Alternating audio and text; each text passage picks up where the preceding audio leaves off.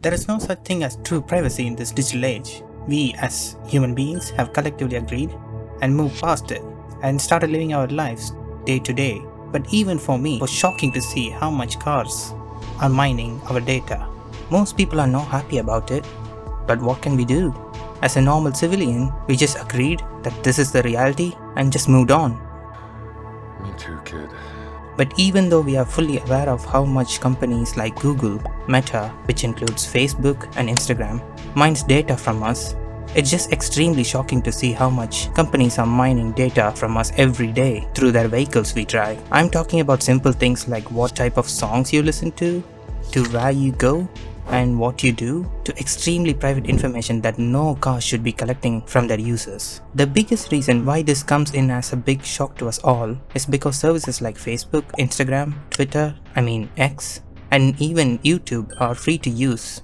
Well, free in terms of we don't pay any money, but instead we use it in exchange of even more valuable private data. Yet, most of us were fine with it because we were like, alright, we don't pay any money. Instead, we see targeted adverts using our data.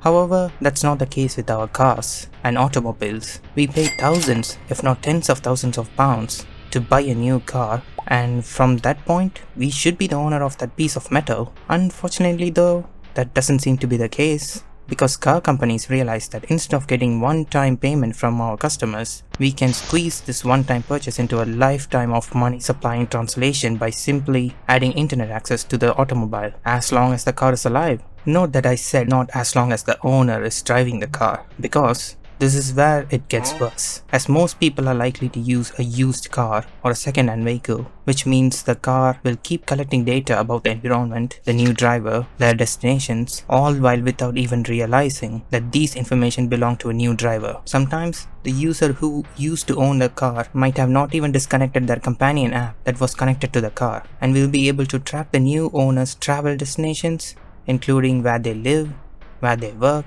and even to the point how regularly they shop and leave their home, which is extremely concerning, but also could be easily done. Volvo, their connected services allowed you to do a driving journal where you can see where the car was at point A to point B. Although you couldn't see it where it was at in real time, I could see every trip the car made during the day, up to 100 days.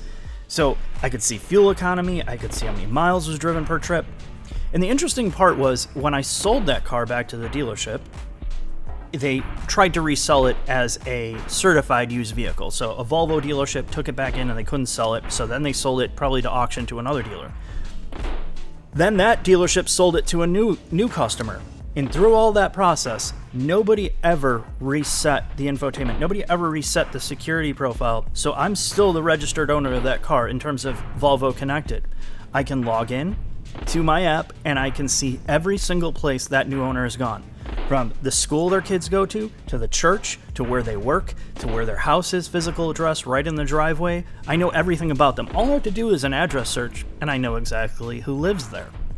And the scary thing is if the basics like that fall through the cracks, the dealership didn't reset it, the next dealership didn't reset it, the end user has no idea about any of this, and I'm sitting here in the background, I can look at it at any time and see what they're doing. Not only that, I've never had to reset my username and password on the Volvo side. That's a pretty big oversight, and this is just on the basic level. Since most people, while changing ownership of the car, they are mostly worried about many activities like V5C certificate, MOT, and other things that they need to send to DVLA, that they just forget they also need to inform this to the car manufacturer. Most, if not all, car companies have a policy where they request people to fill out a notice of change form so they would know who the new owner is. This is to evade the responsibility of checking and resetting the security profile of the car to create a new profile to the new owner. So from the company's standpoint, it is not their responsibility to reset the profile.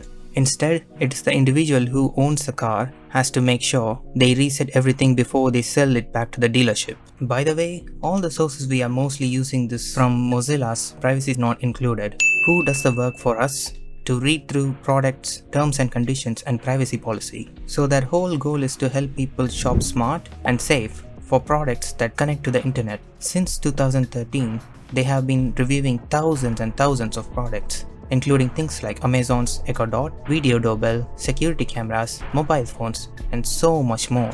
Yet, even after all that, this was their statement about cars. It is official.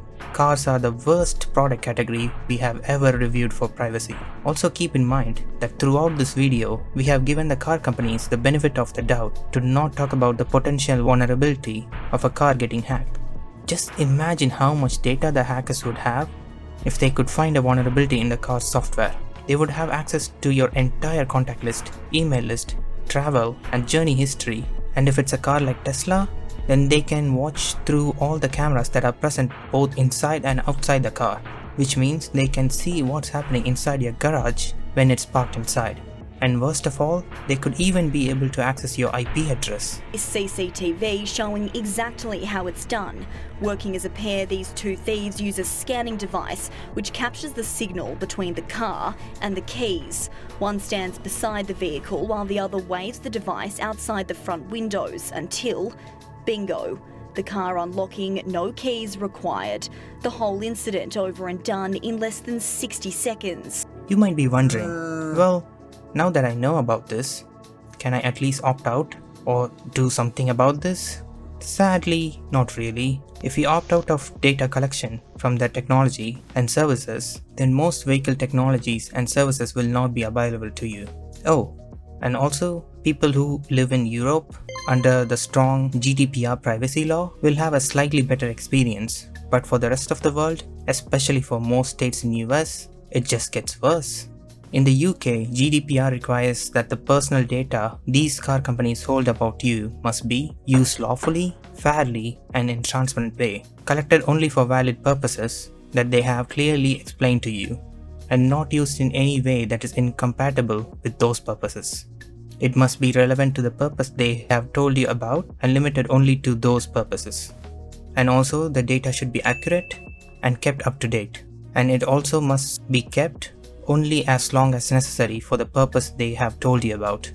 And it must be kept secretly. So, was this video just to flex on Americans how better the GDPR law is in UK?